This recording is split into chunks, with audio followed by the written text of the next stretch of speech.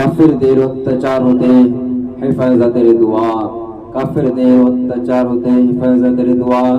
এই ব্যাপারে আল্লাহ তাবারক ওয়া তাআলা নিজের কালামুল্লাহ শরীফের মধ্যে নিজে ঘোষণা করে দিয়েছেন।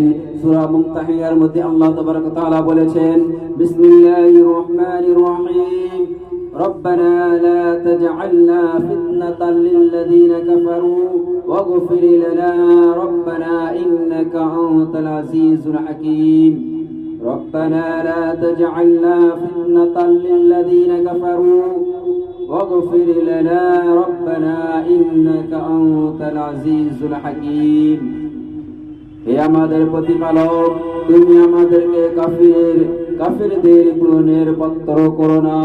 হে আমাদের প্রতিপালক, তুমি আমাদেরকে কাফিরের পূরণের পত্র করো না। হে আমাদের প্রতিপালক, তুমি আমাদেরকে ক্ষমা করো, তুমি তো পরাক্রমশালী, প্রজ্ঞাময়।